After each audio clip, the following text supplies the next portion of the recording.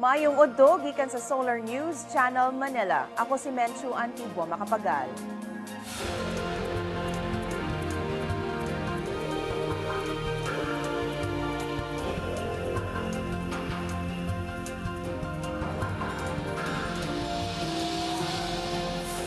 Ani ang mga balita alang sa Kabisayan ug Mindanao. Milapas na sa 4,000 ang namatay tungod sa bagyong Yolanda. Gipaningkamutan sa mga apektadong residente sa Leyte nga mabuhi gihapon ang diwa sa Pasko taliwala sa kalisod. Naghiusa ang mga mining company sa Davao Region aron mag-donate og hinabang ngadto sa mga apektado sa bagyong Yolanda. Ug mihatag ang Muslim community sa Lanao del Sur og mga malong alang sa mga apektado sa bagyong Yolanda.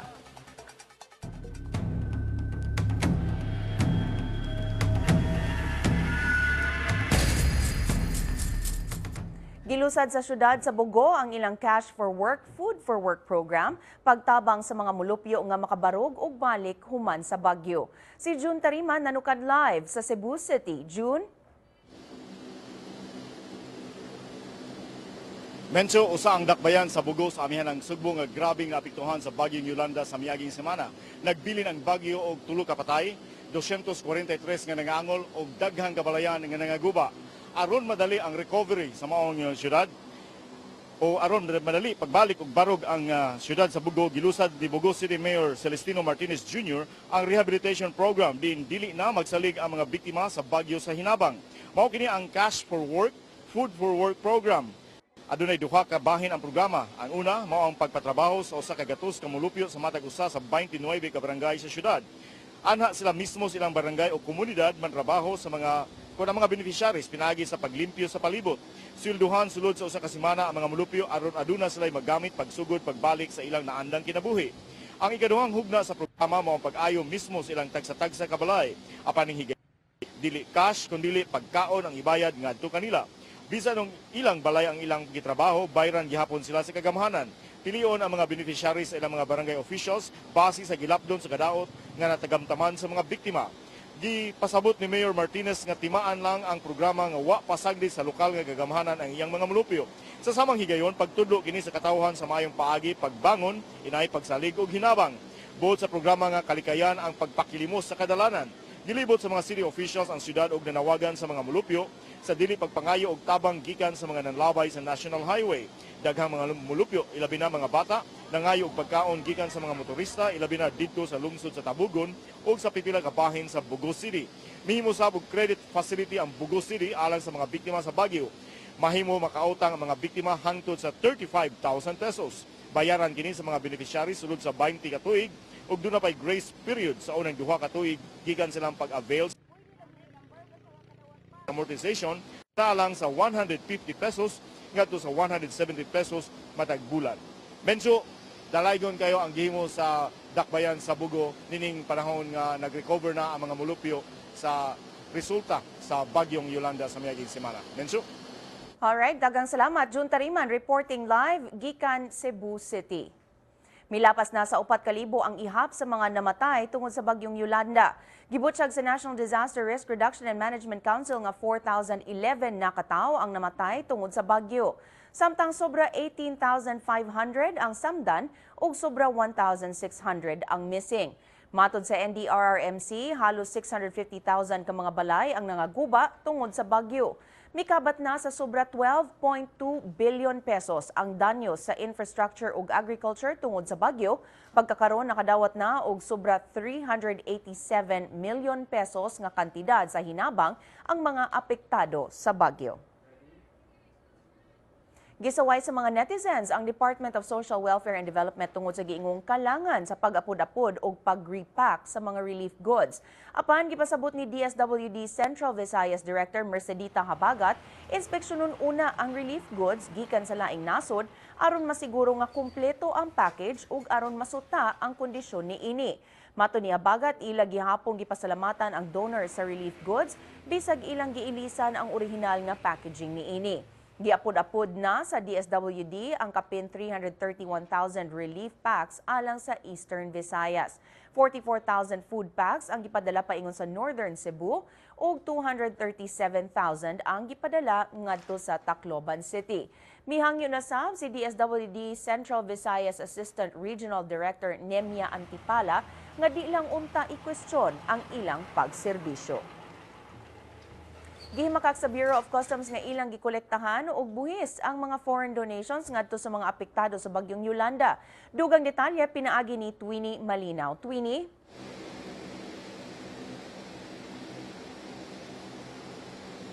Medyo gihimakak sa Bureau of Customs ang pasangil nga ilang ipatungan og buhis ang mga donations nga gikan sa nagalinglaing nasod nga miabot diri sa Mactan, Cebu Air Base.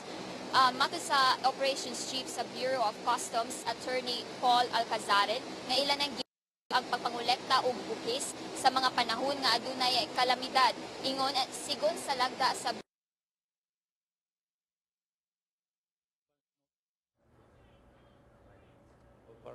Okay, naputo lang atong koneksyon kang Twini Malinaw atong suwayan og kuha og balik si Twini para sa iyang report na nukad gikan sa Sugbo. Miabot na ang ikaduhang hugna sa relief goods gikan sa China. Midugang kini sa 82 tons nga relief goods nga unang miabot ni atong miaging gabi sa Mactan Air Base. Gilangkuban na ang unang hugna sa mga relief goods sa habol ug mga tulda.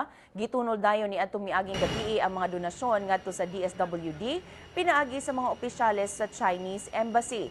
Gisaad sa China ang paghatag og 2,600 tons sa mga relief goods. Gibutsyag sab sa usa ka Chinese embassy official nga nagpadulong na sab sa nasod ang ilang floating hospital aron motabang pag-atiman sa medical needs sa mga typhoon victims. Una nang gisaway ang China tungod kay bisan mao kini ang ikaduhang labing dako nga ekonomiya sa kalibutan, $100,000 lang ang unang gigahin niini nga assistance alang sa mga biktima sa bagyo dinhi sa Pilipinas. Hinuon daling gipasabot sa China nga moabot sa kapin $1 million ang tanan nilang donasyon alang sa mga biktima sa bagyo.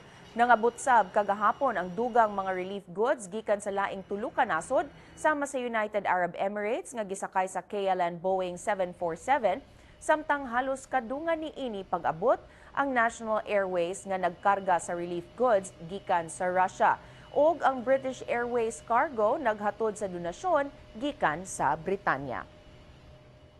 Gibutsyag sa China nga buot nilang motabang sa Pilipinas ilabi na sa mga apektado sa bagyong Yolanda ug isalikway una ang panagbangi sa teritoryo. Aniya ang report ni Twini Malinaw.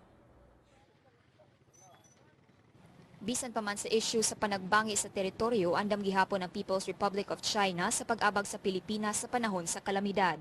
Mato sa Economic and Commercial Counselor sa Chinese Embassy Wu Zhenping nga kinahanglanon karon ang ilang pagtabang sa Pilipinas ug angay usa isa likway ang panagbangi sa teritoryo. Philippines and China has been helping each other. So I think at this time when the people and typhoon victims are in difficult situation, China is very much willing to render our help to those people who needs help. Gani ipa-deploy sa China ang ilang dakong hospital ship nga maka-accommodate og gatusan ka mga pasyente o biktima sa kalamidad. Magpadaog sab ang China og kapin usa ka gatos ka mga tawo alang sa rescue ug medical operations. We are waiting for the go-ahead signal from the Philippines. Once we got this go-ahead signal, they could be here to the typhoon-stricken areas immediately. Niabot niya itong miaging adlaw ang 2,600 ka mga tents o 10,000 ka mga habol nga ihatag alang ngadto sa mga survivors sa Yolanda. Gani duha na ka Chinese cargo plane ang mitugpa diri sa Mactan Air Base sukad ni atong Lunes ug kagahapon. Mihatag usab ang China og $200,000 ngadto sa pangagamhanan sa Pilipinas. Mato ni Zhenping, misalig sila sa Pilipinas sa paghandle sa ilang pinadang relief materials ug kwarta. The Chinese government were also willing to provide first assistance and to see how China can help those who are affected in the typhoon-stricken areas. Mipadayag silang kalipay ang Philippine Air Force tungod sa katakos sa international communities. The international community as well as the China, the good consul and who joined us this morning in this press conference. We thank you, the international community, for all the overwhelming support. Twini Malinaw, Solar News. Dugang balita sa pagbalik sa Solar News Cebuano.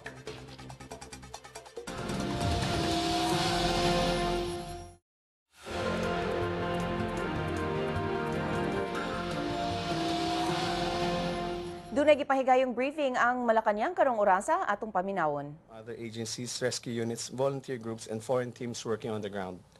The AFP says that the USS George Washington docked in an offshore area of Tacloban as the U.S. Armed Forces offered 2 ships to load relief goods. The Bayanihan team brought in an additional 24 M23 trucks, 15 wing vans, 11 six-wheelers, 2 trailer-closed vans, which were deployed for DSWD operations. 6 buses were also made available to transport passengers from Tacloban. On the Coast Guard, it says its vessel 891 is bound for Cebu to ferry passengers and to deliver relief items, while vessel 002 is set to depart from Cebu today to ferry 280 persons to other areas. DPWH meanwhile identified the towns of Palo, Maasin, Base, Marabot, and Giwan, Basi, Marabot, and Giwan as possible areas for the construction of bunk houses. On cadaver collection, 116 bodies were retrieved yesterday, bringing the body count in Tacloban to 1,594. The Office of Civil Defense says that mayors of affected towns are scheduled to submit casualty reports on their respective areas by Friday, November 22. On the relief efforts, Secretary Rojas reports yesterday that 101,260 food packs were distributed in Leyte, substantially higher than the 99,571 packs released on Monday. Relief was delivered to 32 of the 40 municipalities of Leyte. The other 8 towns, which are serviced by the Ormoc Hub, were not able to collect their food packages despite being informed of the availability of relief. Ross explains that some local government officials from these towns did not have the means to collect and deliver relief items from their communities. Below are the updates. For the Tacloban Hub, all 24 municipalities covered by the hub were provided with relief. Secretary Ross says this is the 5th day the objective for Tacloban Hub service towns have been reached. 2,847 sacks of rice, water, and canned goods plus 6,860 actual food packs were provided. In total, 52,412 equivalent food packs were provided versus the 81,000 food packs released on Monday. For the Ormoc Hub, 8 of the 16 municipalities were reached on Tuesday. For the Tacloban City, 26 barangays were reached on Tuesday as well. For Baybay City, 16,000 equivalent food packs or 400 rice sacks and 9,600 food packs were picked up by local government officials from the Ormoc Hub. For Ormoc City, 615 food packs were delivered. Secretary Soliman would like to also inform the media that for concerns regarding relief goods failing to reach some areas or non-distribution of relief by local authorities, text messages may be sent to a DSWD dedicated mobile number 0920-946-3766. Citizens should also include in their report the specific area of concern, including details such as the province, town, and barangay. Since November 9, 863,691 food packs, 184,779 units of high-energy biscuits, and 220,192 bottles of water, 1-liter bottles have been distributed to affected areas. Initial stress debriefing for survivors is also underway. Thank you. Let's go to the questions. Okay, do we have any questions? Bombo Raymond Tinasa. Sir, yung sa interview ng Pangulong Aquino with CNN, sinabi niya yung 2,000 to 2,500 lang yung expected na casualty. Hindi ba sibakin or kastiguhin yung nag-feed sa Pangulong Aquino yung clearly na maling impormasyon doon sa bilang? Bobo, there was a qualifier in that statement of the President. He mentioned also in that particular casualty report that some 23 towns have not yet been reached at that point of the interview. So, at that time when it was said, yun pa lang ang estimated casualty niya because wala pa yung 23 towns na reached. Now that we've reached all the towns, we'll have all the figures coming as they are coming along. And we are receiving reports, updated figures, which are being reported by NDRRMC. Thank you, sir.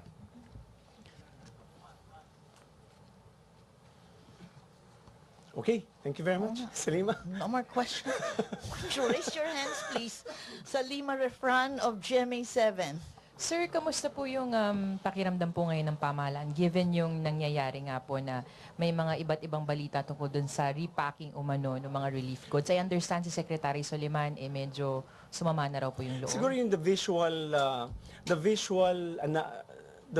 that we can provide you and is that we came from a situation where yung pasyente ay nasa ICU, and this is the analogy given by Secretary Marroas in his various interviews, and which is I think a valid analogy. Nanggaling tayo sa sa emergency room, nasa ICU tayo, papunta tayo sa recovery. So yun po ang nangyari sa ating ngayon. This past few weeks, we've seen the transition from the disaster areas in emergency rooms. Now we are now in ICU and we're hoping to transition towards recovery.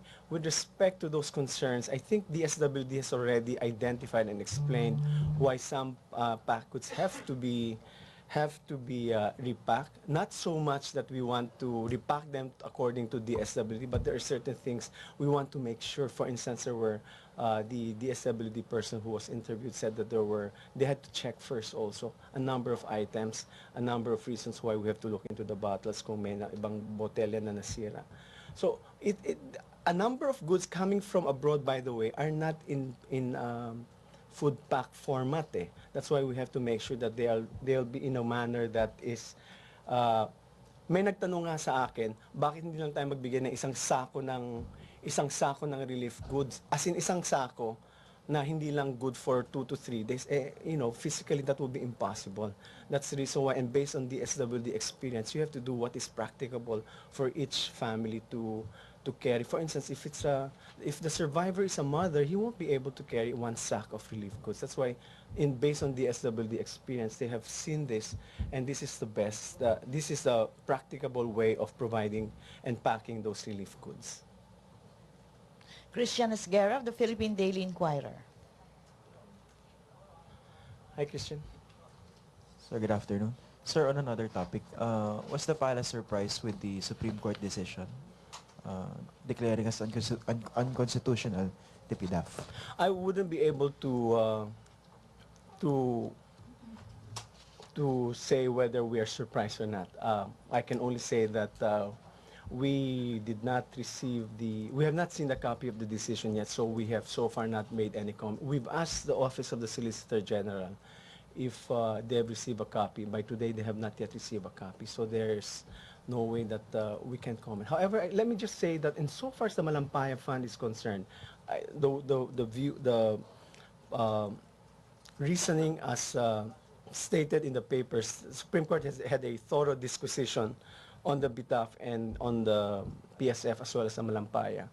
We are in sync with the Supreme Court insofar as the Malampaya Fund is concerned, considering that the President has not utilized the Malampaya Fund other than energy and energy-related projects. So I think that's, for us, we have no problem with the removal of that provision, and for such other, I may be paraphrasing here, but for such other projects in the discretion of the President, we have always viewed that particular phrase as limited to the use for energy-related and energy projects. But are you also in sync with the Supreme Court decision on PDAF? Insofar as PDAF is concerned, that's already up there. It's out there. Obviously, it's a decision that is contrary to the position taken by the Office of the Solicitor General. So we have to look forward. What do we do now with the PDAF that has been rendered unconstitutional? Secretary Butchaban, I believe, has already mentioned the eventuality in last Monday of what would happen if, for instance, the PDAF would be rendered unconstitutional. But can you live with that decision? Well, we're looking forward to how we can do with that. We don't even know what action the Solicitor General will take. But also, if you remember, so Secretary Butchabat already mentioned that assuming it is rendered unconstitutional, it goes back to Treasury. And so, in fact, right now, there's a discussion amongst the House leaders. And also, Secretary Butchabat mentioned it this morning in an interview that they're looking at a supplemental budget for that 14 billion that has been rendered unconstitutional. It will have to be in discussion with the President and also with the congressional leaders. Is an appeal or a motion for reconsideration among the options? I won't be able to say that. Number one, considering that Solicitor General hasn't received a copy yet, so I would leave it to the OSG to comment or decide on that particular action. So there's no particular advice or guideline from the President? We have not seen a copy of the decision. That's a concern for us, so we cannot really comment insofar as the PDAF issue is concerned, the decision is concerned. Sir, what do you say to observations that given this decision by the Supreme Court, it might drastically reduce the influence of the President over Congress? I can't comment on that yet. It's our concern right now. For now, let me just say for now that our concern right now is geared towards the relief efforts in Yolanda. In fact, the President is right now meeting with several cabinet secretaries with respect to the Yolanda relief efforts. And on a related matter regarding that, do you think this decision is really landmark in the sense that it might finally help put an end to political patronage? The only way we can see that is how it spells out in the in next year, this year, and the years to come. The effects of a decision, a Supreme Court decision, of any decision, will normally be felt in the years to come. You saw that, for instance, in the federal Supreme Court decision of Roe versus Wade. So you will see that eventually, or Casey versus Brown versus Board of Education. Supreme Court decisions take time for it to become enculturated into the political atmosphere. But at the very least, can you say that you welcome the decision? We have to move forward, and we have yet to comment on we have to see first the decision yet as to the totality. So I can't comment on what OSG would have to say for that matter. Okay, thank you, sir. Actions taken by we will have to defer to actions taken or will be taken by the OSG. Joel Egco of Manila Times. Thank you. Good afternoon, sir.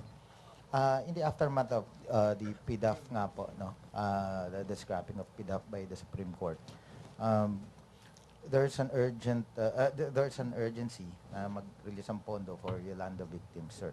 So, as Secretary Abad said 2 days ago, there's a need to request for a supplemental budget kasi kailangan siya. So, my question is, urgent, there's a need to accelerate the release of funds. You-utilize po ba dito yung program ng DAP? The DAP, walang pondo yung DAP. Yeah. DAP is not a pondo. So DAP is a plan. So you're questioning the plan, not the funds itself. Okay. So, but is it being applied now? The President mentioned that we have savings total, including calamity fund, of 18 billion, 18 billion that we can use for relief efforts. Okay. Another thing, sir. Sa relief po, there are so many countries donating, and many are sending their own troops, air assets, naval assets. Paano po monitor ito? Who's coordinating everything? The NDRMC, for military vessels, which we have a number of them from the UK, from the United States, they coordinate with the DFA and also with the DND for clearances. All military vessels that have come and helped us, regardless of nations, have been cleared with the DFA and the DND. Then they coordinate with NDRMC and coordinate with the people on the ground, with the operations on the ground. Secretary Mar Rojas, the military officials there. It's a composite team led by Secretary Mar Rojas, Secretary Dinky Suliman, and other government agencies, including the military. Yes, they've been doing that. Last po. There are reports that certain provisions, important provisions of the law creating the NDRRMC, RA 10-121, were not followed to the letter, such as giving OCD its 1 billion budget for mitigation or preparation. What's your take on that, sir? We have number one, we'll clarify it with Secretary Butcherbat on that point. Secondly, we have a system where the NDRMC system, where it's been delegated down to where all levels of governance are provided a disaster risk and reduction management council. You've got the national, you've got the provincial, you've got the city, you've got the municipality. So that's where it comes. Our doctrine of first response always comes from the local government, primarily because they know the nook and cranny of every town, every city, every barangay. So it would be difficult for national to coordinate without coordination with the local. But in this case, you would see that the first responders were the victims themselves, hence the necessity for national government to take the lead in providing relief efforts. Benji Liwanag of DZBB. Sir, with the supplemental budget and also the savings, will it be sufficient enough para mabangon natin yung ating mga kababayan doon sa Eastern Visayas and some parts? Will it be enough? Or are there any contingencies that the government Meron tayong mga pondo like we mentioned. In addition to that, we also have the foreign aid. That's why Faith has come on board together with our national, the money on hand. We also have foreign aid coming in. So our instructions, our resolve is to bring Tacloban back to its feet. And we have done so in a number of ways. We've begun to see elements of normalcy returning. We've also provided cash for work. We're also providing live opportunities for the people of Tacloban to rise up again. So do we have the funding? Yes, we have the funding. But as to the total assessment on the damage of Tacloban, it's still in the works. People have been putting out figures. So, but what we're doing right now is we're making sure that we will bring back Tacloban to its Tacloban up again. who will handle or the point person for the rehabilitation of Eastern Visayas and other parts na tinamaan ng Super Typhoon Yolanda? Well, the President and the Cabinet are on board discussing these things, and the RMC is also always there. So there's a discussion going on right now on that point. But you would see that, for instance, DPWH is in the process of establishing or putting up bunk houses. The role of local government is to identify the sites for the bunk houses. That's the reason why we have just stated here, Palo and some other municipalities have already identified. It's the role of the local government to identify the sites, and then DPWH will come in and put up the bunk houses. These are temporary solutions, but eventually we're moving towards, like I said, we're moving towards from ICU to emergency ICU to recovery. All this is in the flow. Where people have been asking, the relief goods have been provided, so we're now looking at other concerns. Shelters now are being asked, and so we're moving towards. It shows also the level of expectation from the people of Tacloban. Now that relief goods have been serviced, they're looking forward to other concerns. That shows also the progress that is being done on the ground in Tacloban City. Is one of your contingencies pushing the loan on dun sa World Bank for ano, sir? We don't have to push it. World Bank is ADB gave us some assistance as well as grants.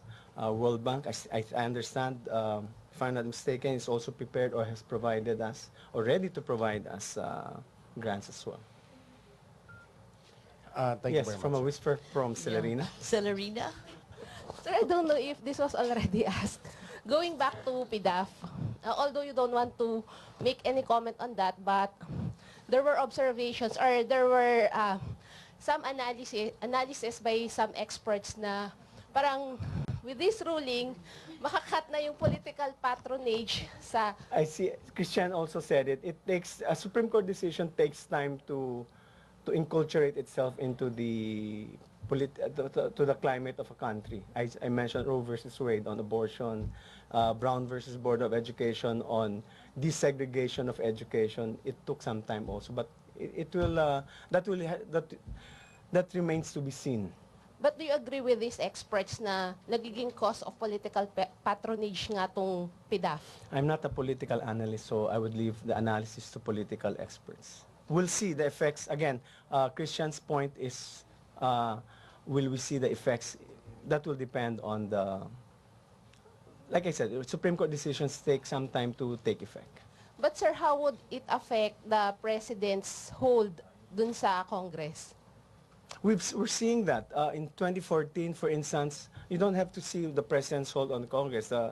And the House itself in 2014, the 2014 budget, if you recall, they removed already the PDAF and they identified, passed it on to different government agencies, the budget for that. Insofar as the Senate is concerned, that's still up for deliberation. So it's up for the senators to decide on how to place those provisions intended for PDAF. So sir, you can say na whatever will be the priority bills that the government will be pushing, still Congress would be supportive of them. We believe that the Congress has the interests of the Filipinos in mind, and the priorities of this government will be supported by the House and Senate, because our concern is the concern of all Filipinos. So we will push. What we will always push is the interests of the Filipinos. So there should be no inconsistency between our priorities and the House primarily, and the Senate primarily, because the basic and fundamental concern for the government is the interest of the Filipinos. Sir, last. Sir, do you see the need for the President to change his tack in dealing with Congress because following this decision of the Supreme Court? How? Why? There were observations nga na more or less the President's hold on the both chambers would somehow be affected parang negatively. That's an analysis. That's not. We have yet to see that. The president's. We have seen a Congress, a House of Representatives and Senate, which have been very responsible, which have taken, which like the president have the interest of the Filipinos. So I don't see any reason why it would be difficult for the president to push the agenda, the legislative agenda, considering that all of us share the common interests of our fellow Filipinos. Thank you. Okay, no more questions? Salima? Salima? Sir, yung meeting kanina ni Presidente with Secretary Abad, sino-sino pa po yung kasama? Sir, would you have an idea? I don't have the list. Nandoon si ES, si Secretary Purisima, and some other cabinet secretaries. Sir, Secretary Singsong. kasama po ba sina Congressman Belmonte at Senator Drilon? No, hindi. I think it's about Yolanda. It's not about, sir, yung Not supplemental... PDAF, no. I don't know with Secretary. It's maraming cabinet secretaries nandoon. Sir, on another topic po. Sir, may palace reaction na po ba tayo tungkol dun sa SWS survey on hunger? Bumaba na daw po yung... Alam mo, ang hunger kasi, ang SWS survey, it's self-rated. It's a perception also. While we certainly welcome it, but it's self-rated yan. How do we put it? It's a self-rated perception of hunger. But we certainly would like to see yung pinupush namin programs for anti-poverty, our poverty alleviation programs would take root. And we've seen that not only from surveys but also from assessments from multilateral organizations that our conditional cash transfer program has been effective. Sir, isa pa po, sorry. Sir, nagpunta po si Secretary Almendra sa Hong Kong at nakipag-usap na po doon sa government doon. Ano po, sir, yung naging resulta nung pakikipag-usap na yon? And, sir, itataas na po ba or ililift na po ba yung mga sanctions sa atin? You know, I am limited by the joint statement of the Philippines and the Hong Kong Special Administrative Region joint statement. May nag-issue sila ng joint statement, so we are limited only to this. Suffice it to say that our government and the Hong Kong SAR is working towards a mutually satisfactory solution to this concern. Sir, can you at least, sir, bukod po doon, meron pa po ba, sir, kahit kaunti? Wala. Because this is really something like si Secretary Almendras would be in a better position to answer this. Pero sir, nagbigay tayo ng support or tulong doon sa isang victim for surgery? Base dito sa statement, this was made nung nalaman ni Pangulo Aquino na merong urgent need si Miss Yik Siu Ling for surgery. he instructed Secretary Almendras to turn over to Hong Kong SAR government an additional token of solidarity to defray the cost of imminent surgeries. This was made available through donations from Filipino businessmen. Sir, may iba pa ba tayong tutulungan dun sa mga victims? And ito na po ba, sir, yung hinihingi nila na compensation? I cannot speculate. We would have to. There have been exchanges with, discussions, dialogue with Secretary Almendras and his counterpart. Better for them to discuss this, because otherwise I might be going beyond or speculating what might otherwise not have been touched upon by the discussion. So I'd rather be safe than hazardous. Sir, pabalik na po ba si Secretary Almendras or may nag-uusap pa po sila sa Hong Kong? Ano po ba, sir, yung... We'll let you know kung pabalik na siya. So far, ito pa lang nilalabas na statement ng Hong Kong at saka ng Philippines. Thank you, sir. Ina, do you still have a question? Rema Peña Flor. Hi, sir. Sir, mabalik lang po dun sa... Who's Rema? Hi. Oh, I didn't see kasi ano eh. Sir, mabalik lang po dun sa NDRRMC po, no? Kasi isang political analyst, si Professor Clarita Carlos, she's criticizing yung structure kasi most of the heads are politicians, she said. And which is parang because of that, napopolitika daw yung process ng rehabilitation. So, ano pong take ng Palace on that? I disagree. I disagree na politicize yung process. How is it politicized? You have to give us concrete statements of politicizing. How is it politicized? The efforts in Tacloban have benefited all. I mean, if you see Tacloban is the center of all the relief efforts, that is not Mayor Alfred Romualdez does not belong to the same party. So anong politika dito? Lahat tinutulungan down to the barangay level. We've reached all the 40 towns of Leyte. So ano ibig sabihin ng pinipoliticize dito? In fact, we're saying, Secretary Dinky Soliman has in fact just mentioned and emphasized that if any barangay, if any person has not been given relief, send us the numbers and we will see. We will make sure. So I disagree with the premise na pinopolitika yung ano. And as a politician, and as also there's a structure there, we also need to know down to the barangay level kung sino yung mga nandoon. That's why you need the help of the local government structure also.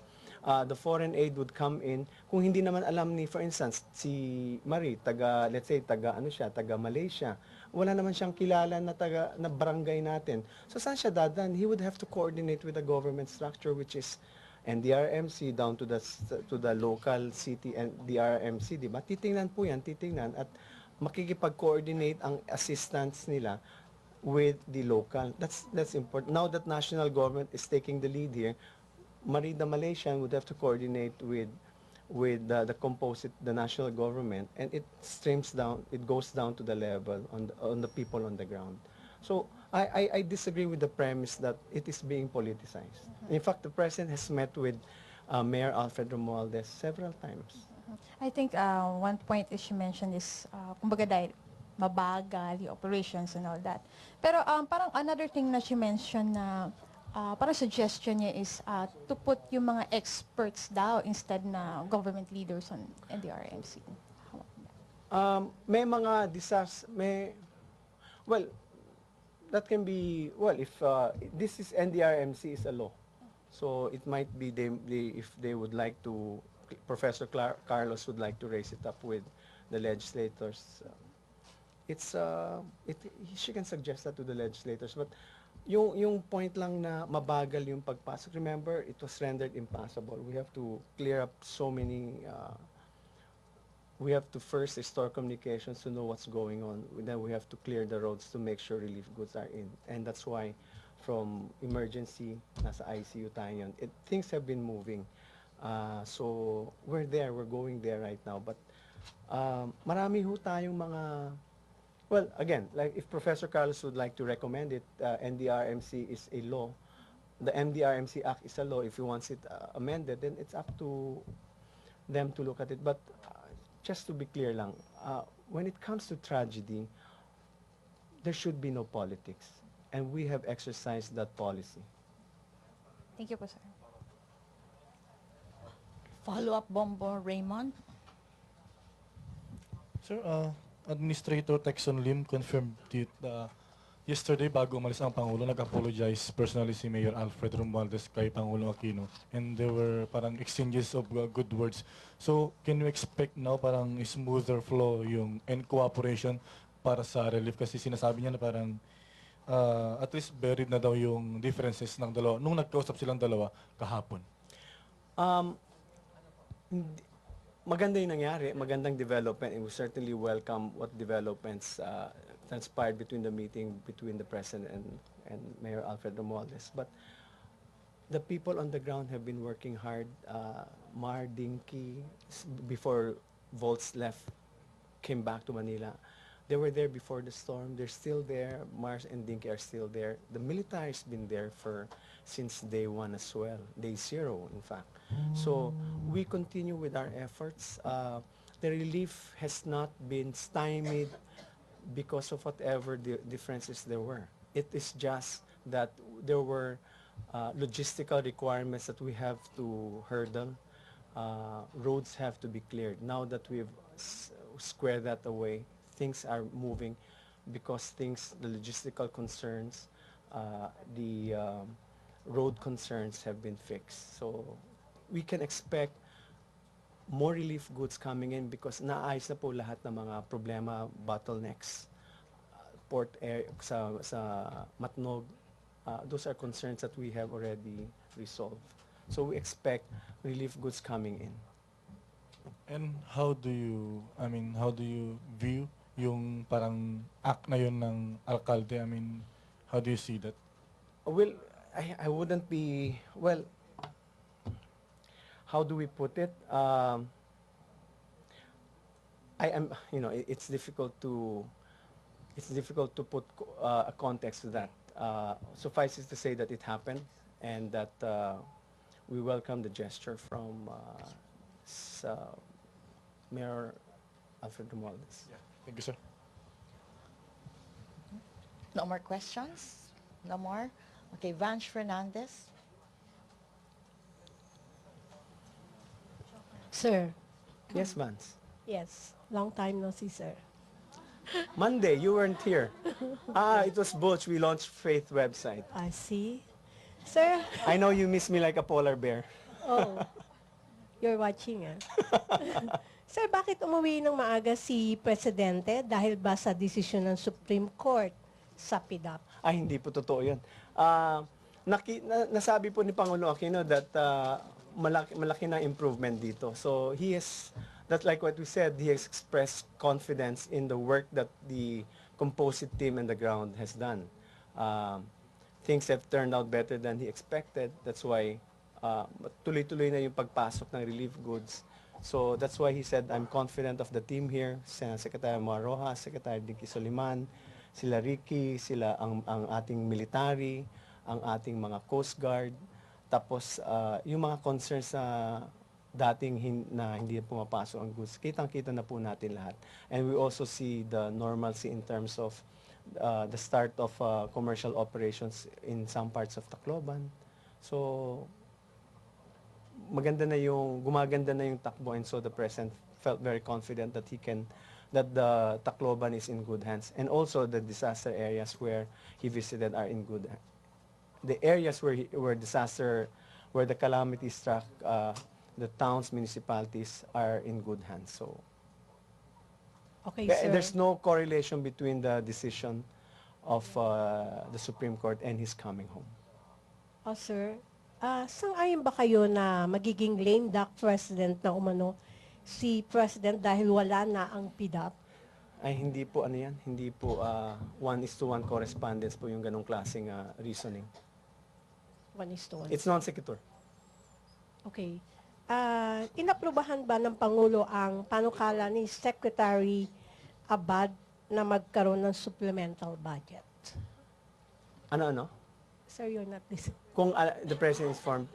Sir, inaprubahan ba ng Pangulo ang panukala ni Secretary Abad? Okay. Yes, na magkaroon ng supplemental budget. Hindi ko alam kung mag-uusap na sila or nag-uusap na sila. Alam ko nandoon si Secretary Abad, pero ang pinag-usapan nila ngayon doon is the relief.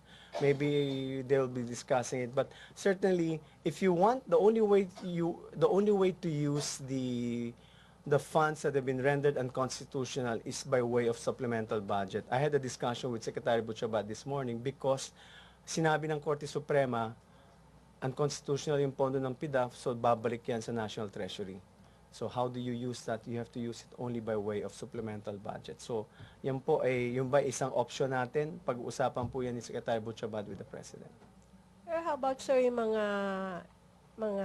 yung sa mga educational, so, kung mawawala Yun din ang isang concern din ng ating pamahalaan. Yung mga taong that were provided scholarships through the PDAF, also the medical patients, for instance, who are undergoing dialysis, that's also a concern kasi they were being funded by scholars and medical patients. Some are being funded. So isang concern din po yan. How do we address those concerns as well? Pero malungkot ang palasyo. I wouldn't be, the palace is no emotion, but but it's a concern. It's a valid concern that we have. How do people who have been going to school, who have been going to hospitals, being given dialysis treatment, now be funded now that it is out, now that PDAF has been rendered unconstitutional? Sir, may follow-up si Christian. Sir, can you give us details on what was really discussed kanina between the President and the DBM? Ano yung mga nasa? Wala pang ano. It's ongoing. maraming cabinet secretaries nandun. They're talking about the Yolanda. Remember, Secretary Purisima is in charge of logistics. He's there. Executive Secretary is also there because he's been going to NDRMC together with Secretary Gasmin. Greg Domingo is also there. Babe Simpson is also there. Secretary Alcala is also there. So it's more on the relief efforts. Doon sa budget, wala pang nasettle? I'm not sure kung nag-uusap na sila. We can ask Secretary Abad kung pinag-usapan lang. But as of now, the meeting is with respect to the relief efforts. We'll let you know kung nag-usap si Secretary Butch at saka si Presidente tungkol sa PDAF or sa supplemental budget kung yun pa ay sasuggest po ni Secretary Butchabat.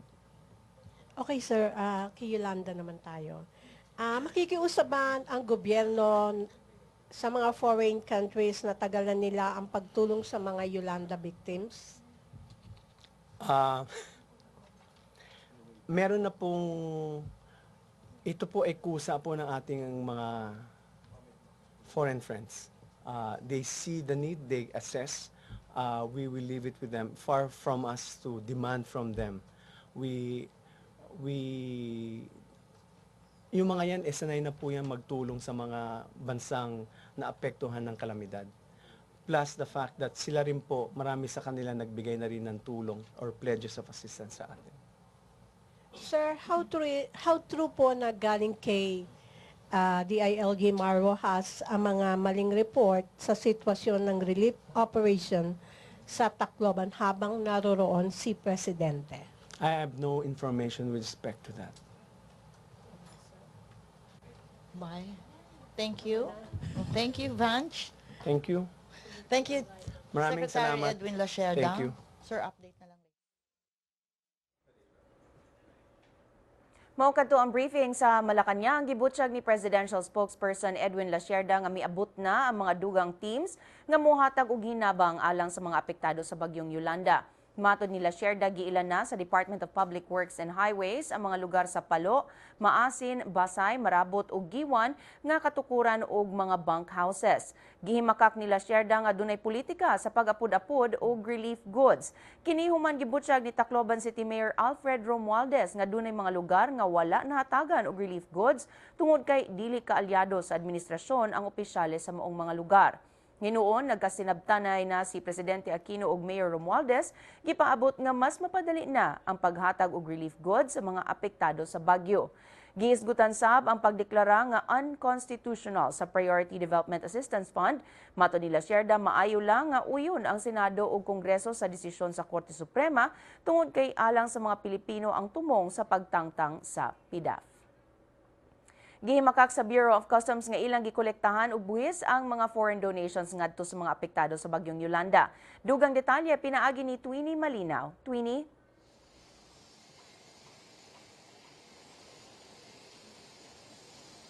Mensyo gimakak sa Bureau of Customs ang pasangil nga ilang gipatungan o gipunan or ilang gipangayuan og buhis ang mga donations gikan sa mga nagalayng nasod nga miabot diri sa Mactan, Cebu Air Base. Matud sa Operations Chief sa Bureau of Customs, Attorney Paul Alcazaren, nga ilan ang gi-waive ang pagpangolekta og buhis sa mga panahon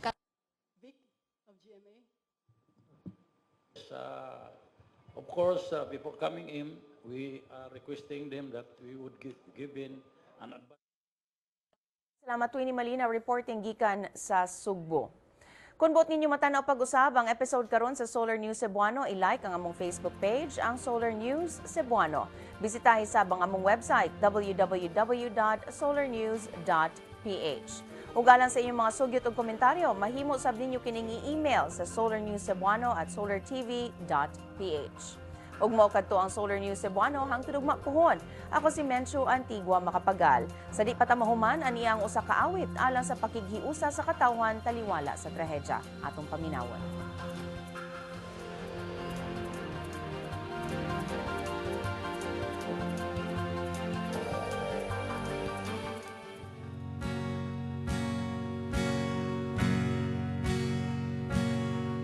Mga luha sa yutang samaran,